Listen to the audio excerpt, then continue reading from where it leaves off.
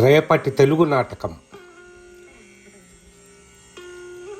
వ్యాస రచయిత డాక్టర్ కందిమళ్ళ సాంబశివరావు, చిలకలూరిపేట. విభిన్న రుచులు గల జనావళికి ఏకపత్ర సమారాధన చేసేది నాటకం అంటాడు కాళిదాసు. జాతిని జాగృతం చేసేది, జాతి జీవనాన్ని ప్రతిబింబించేది నాటకం అంటాడు ఆధునికుడు. వినోదం ప్లస్ విజ్ఞానం ఇంటూ సామాజిక స్పృహ మైనస్ అశ్లీలం ఈజ్ ఈక్వల్ టు నాటకం అంటాడు నవీనుడు. నాటకం ఒక విద్యాపీఠం, ఉత్తేజ భావాలను సృష్టించే ఓ కర్మాగారం, చైతన్యాన్ని ఉద్దీపింపజేసే ఒక మహాశక్తి సాధనం, సాంఘిక సత్ప్రవర్తనకు దారి చూపే దివ్య జ్యోతి స్వరూపం, నిస్తబ్ద నిరాశలను చీల్చి చెండాడే వజ్రాయుధం, మానవుని ఔన్నత్య ప్రస్థానపు పవిత్ర దేవాలయం, తమస్సును చీల్చి ఉషస్సును చూపే దీపిక,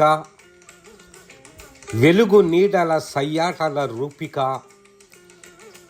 వ్యవస్థ ముఖచిత్ర ఆవిష్కృత జ్ఞాపిక, ఆలోచనాల వీచిక, దిశా నిర్దేశ మానవ ప్రకృతి వికృతుల ప్రతీక, సమాజాభ్యుదయ పతాక, జనజీవన ప్రతిబింబాలకై పలు మేధస్సుల మథనం, మానవీయ కోణాల కథనం, అభ్యుదయ భావాల సదనం, అవ్యవస్థపై రణభేరిని మోగించే కథనం, సమత మమతల పరిరక్షణ రదనం నాటకం. అజ్ఞానం నుండి జ్ఞానానికి, అసత్యం నుండి సత్యానికి, సుషుప్తి నుండి చైతన్యానికి, మృత్యువు నుండి అమృతంగమయత్వానికి నడిపించేది నాటకం. కదిలేది, కదిలించేది, పెను నిద్దుర వదిలించేది, పరిపూర్ణ బ్రతుకుకు దారులు వేసేది నాటకం. జనజీవన ప్రతిబింబం నాటకమైతే నాటక ప్రతిస్పందనం జీవితం. చిటికెడు విషాదం, పిడికెడు వినోదం, చారెడు విజ్ఞానం, దోసెడు సందేశం ఇచ్చే నాటకం నవ్వుల పువ్వులను పూయిస్తుంది, కన్నీటి జలపాతాలను సృష్టిస్తుంది, ఆత్మశోధనకు ఆలంబనగా నిలుస్తుంది, కర్తవ్య దిశా నిర్దేశాన్ని చేస్తుంది. 1860 ప్రాంతంలో కోరాడ రామచంద్ర శాస్త్రి గారి మంజరి మధుకరీయంతో తెలుగు నాటక రచనకు అంకురార్పణ జరిగింది. 1880లో కందుకూరి వీరేశలింగం వ్యవహార ధర్మబోధిని నాటకాన్ని రచించి రాజమహేంద్రి విజయనగరం బాలికా పాఠశాలలో విద్యార్థి నాటక సమాజం చేత ప్రదర్శింపజేశారు. నాటకం ప్రదర్శన కళ. నాటక ప్రదర్శనకు నోచుకున్న తొలి నాటక రచయితగా కందుకూరి వారికి ప్రథమ తాంబూలమిచ్చారు. నాటక రచనకు ఒక సుస్పష్టమైన స్వరూపాన్ని ఇచ్చి నటునిగా, దర్శకునిగా రాణకెక్కి ఆంధ్ర నాటక పితామహునిగా పేరు పొందిన ధర్మవరం రామకృష్ణమాచార్యులు, జగద్విఖ్యాత నటుడు బళ్ళారి రాఘవకు ఎన్నో నాటకాలను అందించిన ఆంధ్ర చారిత్రక నాటక పితామహుడు కొలాచలం శ్రీనివాసరావు గొప్ప రచయితలుగా నాటక చరిత్రలో నిలిచిపోయారు. వాడుక భాషకు పట్టం కట్టి ప్రజా చైతన్యానికి నాటకాన్ని ఒక ఆయుధంగా ప్రయోగించిన గురజాడ కన్యాశుల్కం, పాత్రోచిత భాషకు పెద్దపీట వేసిన వేదం వారి ప్రతాపరుద్రీయం, సత్యనిష్టకు ధర్మబోధకు ప్రబల తార్కాణంగా నిలిచిన బలిజేపల్లి వారి సత్యహరిశ్చంద్ర, సంఘ సంస్కరణకు సాధనాలుగా నిలిచిన కాళ్ళకూరి నారాయణరావు గారి వరవిక్రయం, చింతామణి, మధుసేవ తెలుగు నాటక రచనా ప్రస్థానంలో మైలురాళ్లుగా నిలిచాయి. త్రిపుర లేని నాటకాలు హేతువుకు సేతువు కట్టాయి. చిలకమర్తి, పానుగంటి వారి నాటకాలు నాటక ప్రక్రియను మరింతగా సుసంపన్నం చేశాయి. తెలుగువాడి నరంలో దేశభక్తిని పరవళ్లు తొక్కించి తెల్లవారి వెన్నులో వణుకు పుట్టించిన దామరాజు పుండరీకాక్షుడు నాటకాలు ఒక చరిత్రను సృష్టించాయి. రాజమన్నార్ తప్పెవరది నాటకం అసమానతలను తర్జనితో హెచ్చరించింది. శుంకర, వాసిరెడ్డి రాసిన ముందడుగు, మా భూమి నాటకాలు తెలంగాణ సాయుధ పోరాటానికి ఊపిరులూదాయి. 1943లో తిరునగరి రామాంజనేయులు వెట్టి చాకిరి నాటికను రచించి భారతీయ నాటకరంగ చరిత్రలో తొలి ఆధునిక వీధి నాటక ప్రక్రియకు అంకురార్పణ చేశారు. అనిశెట్టి, పినిశెట్టి, రెంటాల, ఆత్రేయ, కొండముది గోపాలరాయ శర్మ వంటి వారు తమ నాటకాలతో సాంఘిక నాటక రచనకు బలమైన పునాదులు వేశారు. తెలుగు నాటకం వివిధ కోణాలలో శాఖోపశాఖలుగా విస్తరించడానికి ఆంధ్ర నాటక కళా పరిషత్, ప్రజానాట్య మండలి, ఆంధ్ర విశ్వ కళా పరిషత్ కృషి చిరస్మరణీయమైనది.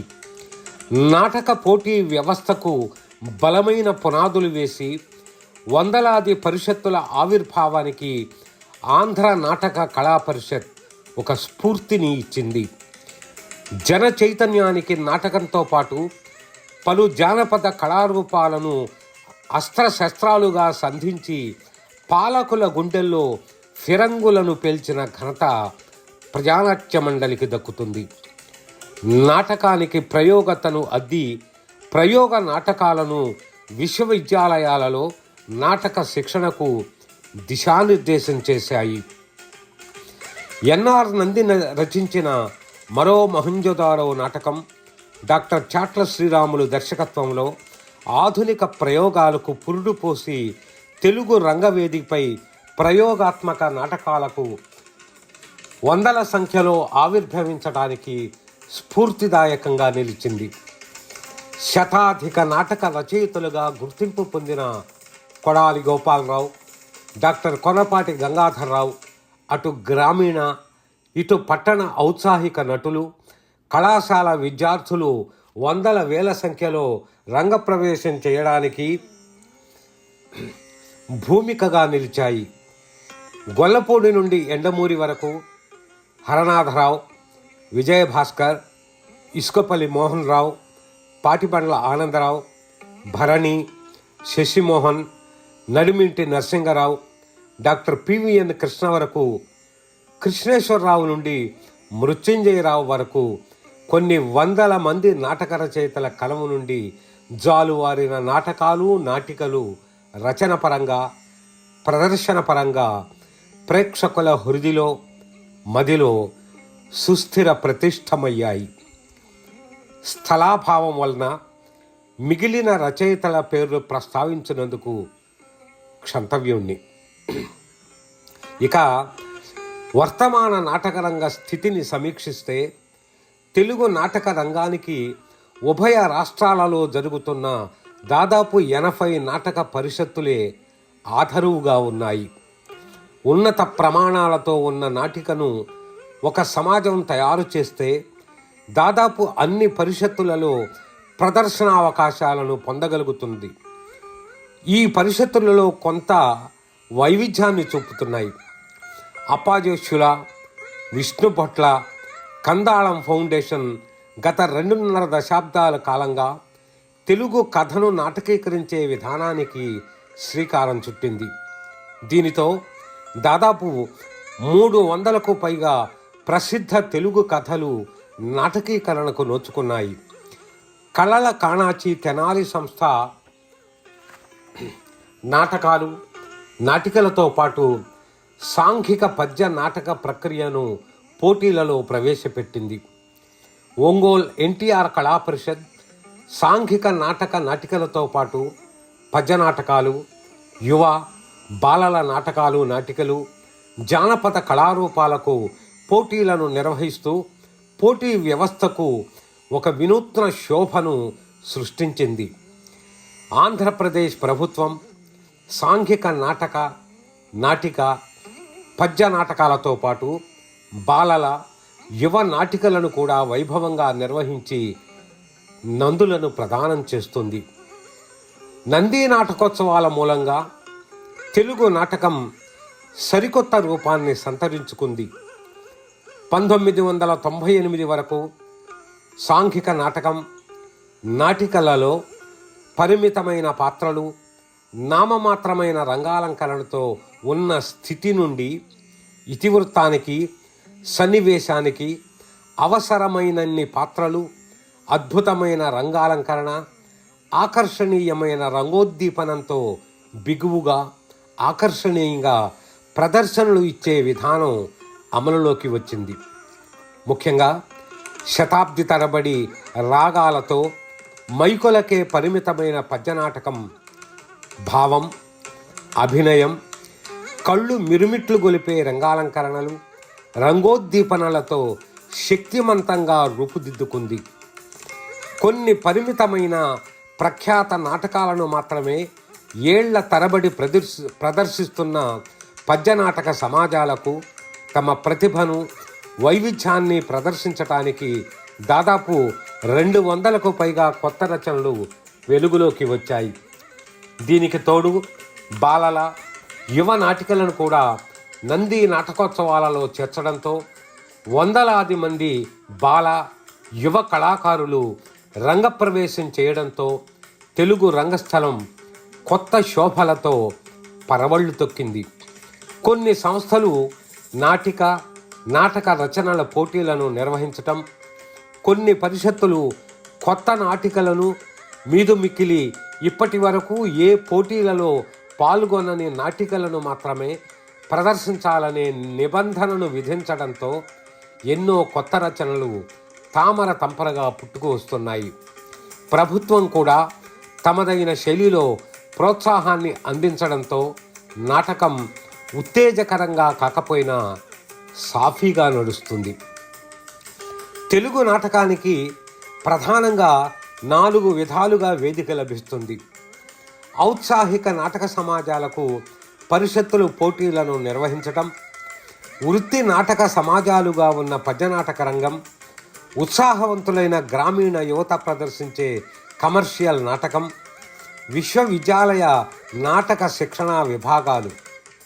ఈ 4 శాఖల వర్తమాన స్థితిని లోతులకు వెళ్ళి విశ్లేషిస్తే తెలుగు నాటకానికి ఒక వేదికను ఇచ్చి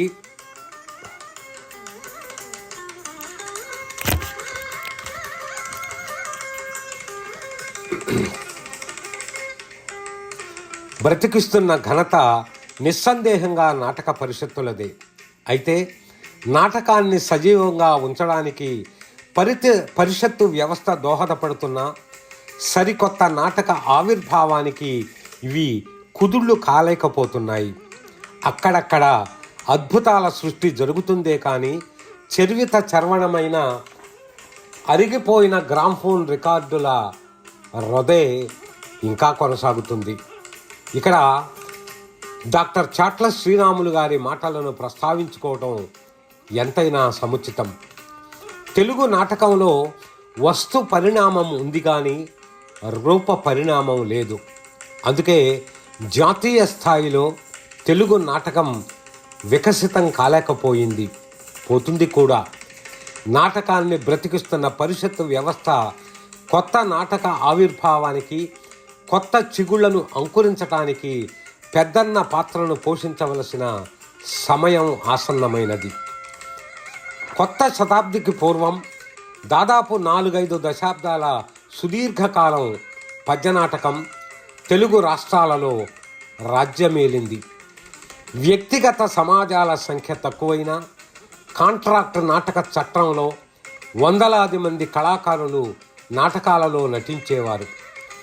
రాష్ట్రంలోని అన్ని పల్లెటూళ్లలో టికెట్ నాటక ప్రదర్శనలు జరిగేవి. దేవతా ఉత్సవాలలో ఉచిత నాటక ప్రదర్శనలను ఏర్పాటు చేసేవారు. ప్రతి 10-15 పల్లెటూళ్లలో ఎక్కడో ఒక చోట నాటక ప్రదర్శనలు జరిగేవి. కానీ ఆ స్థితి ఇప్పుడు తగ్గిపోయింది. పద్య నాటక ప్రదర్శనల సంఖ్య కూడా పరిమితంగానే ఉంది. ఇక గ్రామీణ వాణిజ్య నాటకాలు 1970 ప్రాంతం నుండి 2000 వరకు 3 దశాబ్దాల కాలంలో ఈ ప్రదర్శనలు ఉధృతంగా జరిగాయి. గ్రామీణ ప్రాంత యువత లక్షలాది రూపాయల ఖర్చుకు వెనకాడకుండా నాటకాలను ప్రదర్శించేవారు. అయితే ఈ నాటకాలలో 90కు పైగా శాతం విజయవంతమైన క్రైమ్ సినిమాలను మాతృకగా రూపొందించినవి కావడం గమనార్హం. అయితే 2000 సంవత్సరం తరువాత గ్రామీణ ప్రాంతంలో వాణిజ్య నాటక ప్రదర్శనలు క్రమక్రమంగా తగ్గిపోతూ వచ్చాయి. ఆంధ్ర విశ్వవిద్యాలయ థియేటర్ ఆర్ట్స్ కోర్సుతో ప్రారంభమైన విశ్వవిద్యాలయ నాటక శిక్షణా సంస్థలు 21వ శతాబ్దం మొదటి వరకు ఎంతో పకడ్బందీగా జరిగాయి. విశ్వవిద్యాలయాలలో శిక్షణ పొందిన ఎందరో నటులు, దర్శకులు ఆ పరిజ్ఞానంతో ఎన్నో అద్భుతమైన ప్రయోగాలను చేశారు. తదనంతర కాలంలో హైదరాబాద్ కేంద్రీయ విశ్వవిద్యాలయం, తెలుగు విశ్వవిద్యాలయం వంటి 1-2 విభాగాలు మినహా మిగతావి నామమాత్రంగా మిగిలిపోయాయి. విశ్వవిద్యాలయాలలో శాస్త్రీయ విజ్ఞానాన్ని, ప్రయోగ వైవిధ్యాన్ని రాష్ట్రంలోని ఔత్సాహిక నటులకు, దర్శకులకు కూడా ప్రత్యేక శిక్షణా శిబిరాలు, వర్క్షాపుల ద్వారా విశదం చేసే వెసులుబాటును విశ్వవిద్యాలయాలు తప్పనిసరిగా కల్పించాలి. కానీ ప్రపంచీకరణ నేపథ్యంలో నిధులు, నియామకాల కొరతతో కొనారిల్లుతున్న విశ్వవిద్యాలయాల శాఖలు ఆ దిశగా ప్రయాణించలేకపోతున్నాయి. దీనికి తోడు వర్తమాన నట విద్యార్థులలో అంకిత భావం కొరవడడం, సినిమా, బుల్లితెర ప్రవేశాలకు ఈ నాటక శిక్షణను ఒక మెట్టుగా భావించటం కూడా ప్రధాన లోపంగా కనిపిస్తుంది. తెలుగు నాట అటు సినిమా రంగం, ఇటు నాటకరంగ ఆరంభ దశ నుండి ఇప్పటి వరకు ఉత్తమ కళాఖండాలు ఎన్నెన్నో వెలువడ్డాయి. చెత్తలో చిత్రరాజాలు ఉన్నాయి. చాలామంది ఆవేదన చెందుతున్నట్లు అటు సినిమా కానీ ఇటు నాటకం కానీ పతనావస్థలో మాత్రం లేదు. కాలానుగుణంగా జనావళి అభిప్రాయాలు, అభిరుచుల్లో మార్పులు శరవేగంతో మారిపోతున్నాయి. ఈ సంధి దశలో నిమ్నోన్నతాలు, సుడిగుండాలు ఉండటం చాలా సహజం. తెలుగు నాటకరంగంలో కూడా జాతీయ స్థాయిలో నిలబడగలిగిన రచయితలు, నటులు, దర్శకులు, సాంకేతిక నిపుణులు ఎందరెందరో ఉన్నారు. కానీ జాతీయ వేదికపై తెలుగు నాటక ఉనికి నామమాత్రంగా ఉండడంతో అసలు తెలుగు నాటకం లేదనో, పనికి రానిదనో భావనలు, అపప్రదలు చాలామందిలో ముసురుకుంటున్నాయి. Doctor Chatla Sriramulu, Desaraju Hanumantharao, AR Krishna, Kallavujjala Sundaram, doctor DSN Murthy, L Satyanand, TJ Ramanatham, doctor MS Chowdary, R Vasudevarao, SM Bhasha, Patibandla Anandarao వంటి వారు ఎన్నో అద్భుత ప్రయోగాలకు పురుడు పోశారు.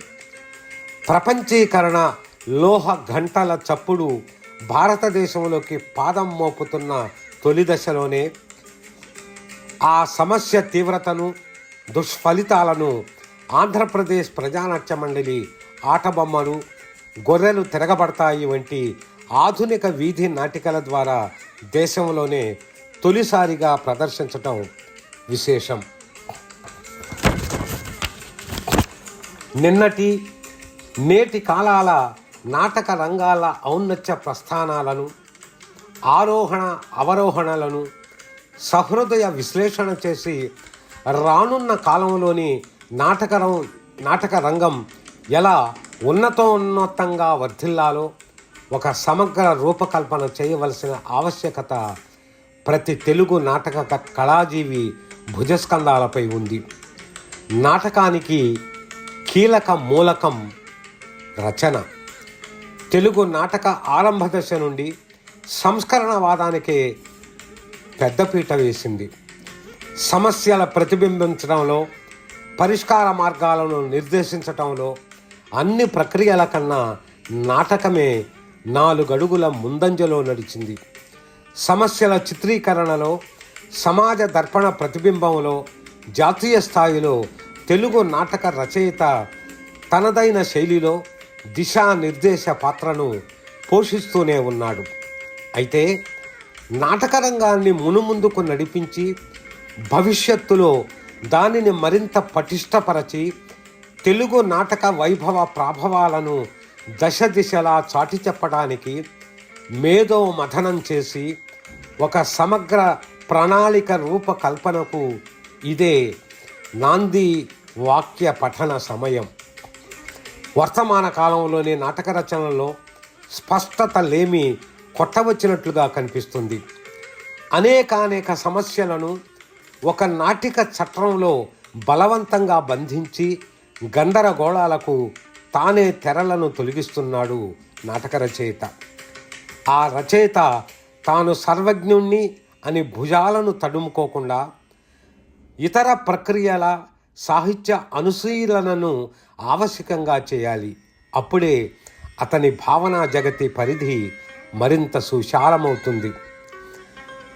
నాటక ఇతివృత్తం తప్పనిసరిగా జీవన ప్రతిబింబంగా ఉండి తీరాలి. వర్తమాన నవతరం అవసరాలు, అభిరుచులను గుర్తించి ఆ నేపథ్యంగా రచనలు జరగాలి. ఈ రచనా వ్యాసాంగం ఒక ఉద్యమంలా నడవాలి.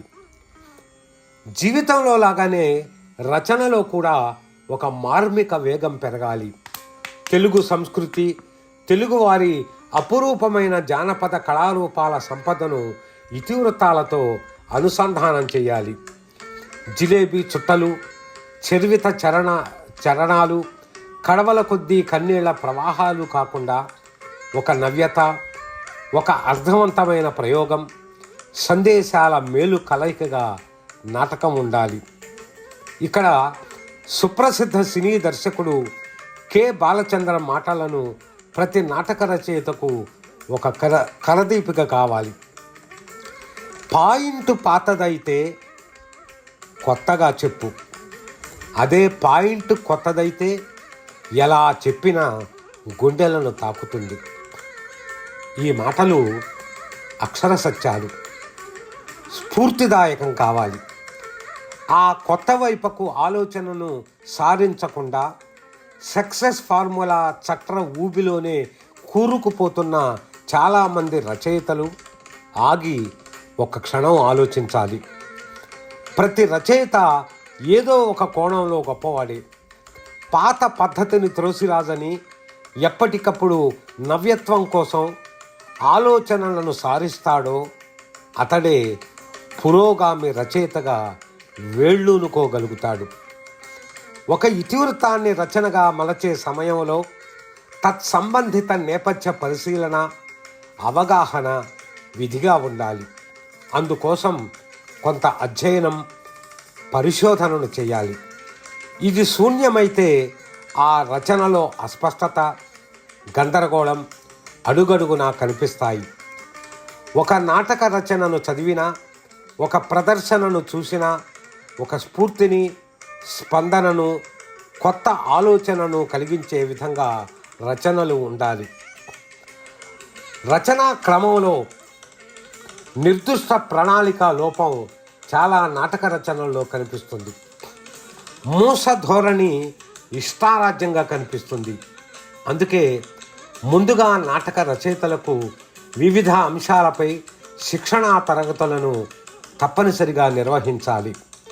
రంగస్థల సాంకేతిక అంశాలపై కూడా వర్క్షాపుల్లో అవగాహన కలిగించవలసిన ఆవశ్యకత ఎంతైనా ఉంది. అప్పుడే కొత్తదనం వైపు, ప్రయోగం వైపు రచయిత దృష్టికోణం మరలుతుంది. అయితే ఇక్కడ ఒక్క విషయంపై నాటక రచయితలు తమ తమ భేషజాలను విడనాడాలి. తమకు అంతా తెలుసు, తాము నేర్చుకునేది ఏమీ లేదు, అసలు మాకు చెప్పేవారు ఎవరూ లేరు అని అహాన్ని చెరిపివేస్తే తూర్పు తలుపు తప్పకుండా తెరుచుకుంటుంది, వెలుగు రేఖలు పరచుకుంటాయి. జీవన తాత్వికతను కొత్త కోణంలో ప్రయోగిస్తే ఆ రచన ఏ కాలానికైనా చెక్కు చెదరకుండా ఉంటుంది. ఇక తెలుగు నాటకం అనేక మార్గాలలో నడుస్తుంది. సాంఘిక నాటకం, పద్య నాటకం, ఆధునిక వీధి నాటకం వంటివి. ఇక పరిషత్తు నాటకం, ప్రత్యేక ప్రయోగ ప్రదర్శనలు తమదైన శైలిలో నడుస్తూనే ఉన్నాయి. ఒకరికి మధ్య ఆదాన ప్రధానాలు లేవు. ఒక సమిష్టి దృక్పథం లేదు. నాటకరంగ భవితపై సంఘటిత ప్రణాళిక రచన లేదు. అందరినీ సమన్వయపరిచే ఒక కార్యాచరణ యోచన అంతకన్నా లేదు. దీనిపై విస్తృతమైన చర్చోపచర్చలు జరగాలి. లోతైన మేధో మథనం జరగాలి.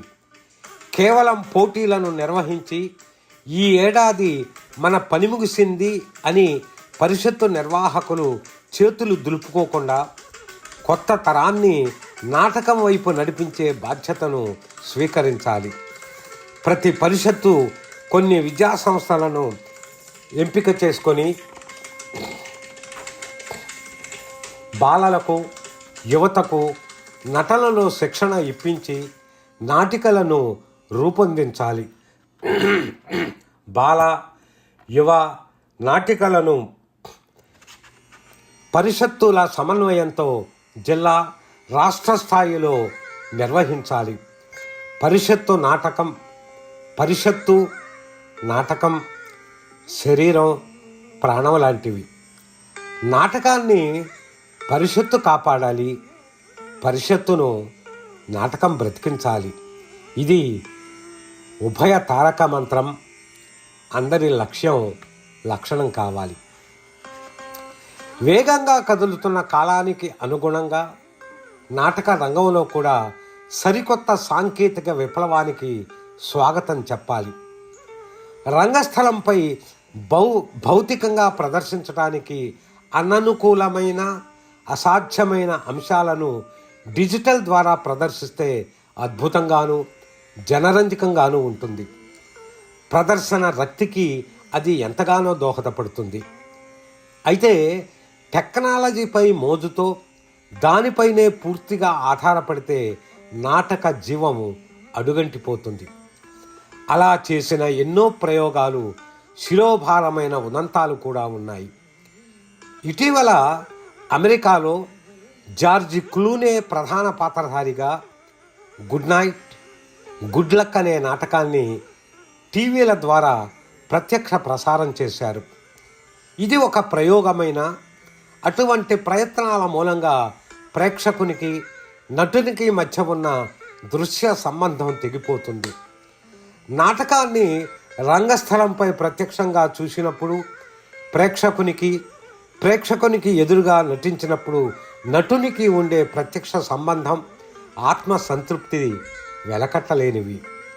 ఇక్కడ ప్రపంచ నాటకరంగ చరిత్రను ఒక్కసారి విశ్లేషిస్తే ఏ భాషలోనైనా మానవీయ సంబంధాలను హృద్యంగా, కొంగొత్త కోణంలో, వాస్తవికవాదంలో రచించిన నాటకాలే కాలానికి చెక్కు చెదరకుండా నిలిచాయి.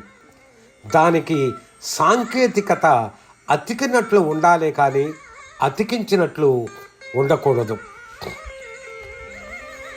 సామాజిక దృక్పథంతో ఒక కొత్త కోణంలో, కొత్త శైలిలో నాటక రచన జరగాలి. ఎవరూ చూపని, చేయని ప్రయోగ వైవిధ్యంతో అది ప్రదర్శనగా అవతారమెత్తాలి. అదే నిన్న, నేటికే కాదు, రేపటి కాలానికే కాదు, ఎన్ని కాలాలకైనా చిరస్థాయిగా నిలుస్తుంది, మిలమిలా మెరుస్తుంది. నాటక రచయితలు, నటులు, దర్శకులు, సాంకేతిక నిపుణులు, నిర్వాహకులు, ప్రేక్షకులు అందరూ జాతీయ, అంతర్జాతీయ నాటకరంగ తీరుతెన్నులపై అవగాహనను పెంచుకోవాలి. ఇందుకు ప్రభుత్వం జాతీయ, అంతర్జాతీయ ప్రదర్శనలను ఏర్పాటు చేయించాలి. తులనాత్మక అధ్యయన సదస్సులను నిర్వహించాలి. కొత్త నాటక ఆవిర్భావ వికాసాలకు ప్రణాళిక రచన, ఆచరణ విధానాలకు అడుగువేయాలి. డాక్టర్ డి విజయభాస్కర్ చెప్పినట్లు మానవుని ఆనంద విషాదాల క్రమబద్ధమైన వ్యక్తీకరణే నాటకం.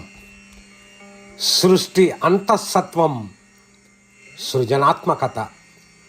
విశాల విశ్వమంతా దాని రంగస్థలమే.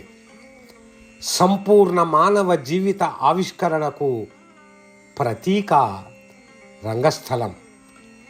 నాటకం అంటే జీవితానికి ప్రతి సృష్టి, సమాజానికి భగవంతుడిచ్చిన అలిఖిత శాసనం. ఆ నాటక ఆవిష్కరణ సముద్రమంత లోతుగా, ఆకాశమంత విశాలంగా ఉంటుంది. అది సృష్టి అంత విస్తృతమైనది.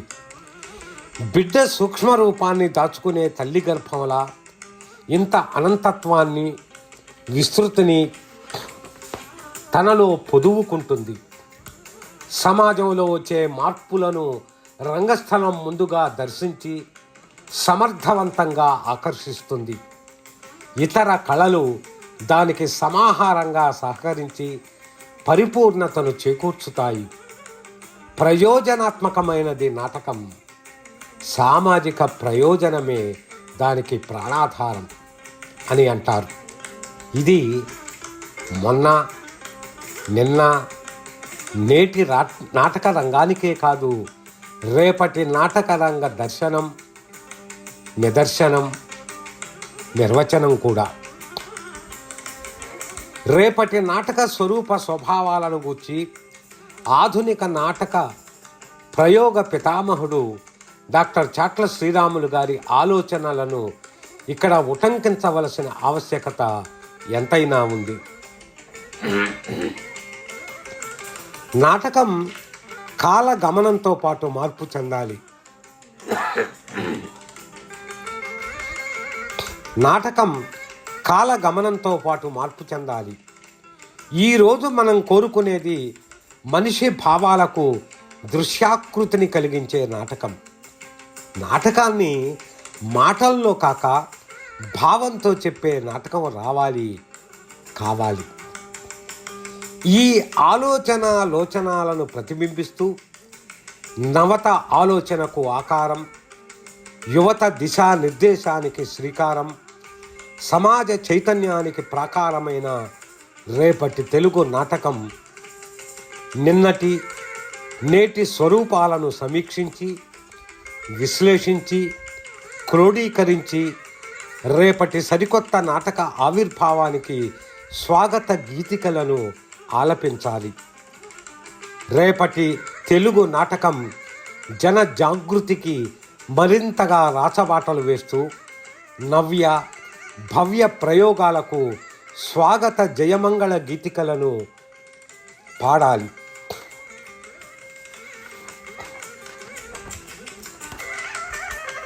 ఆ నాటక నూతన సృష్టికి ప్రతి రంగస్థల సూత్రధారుడు శుభ స్వాగతం పలకాలని ఆశిద్దాం, ఆకాంక్షిద్దాం, అభిలషిద్దాం.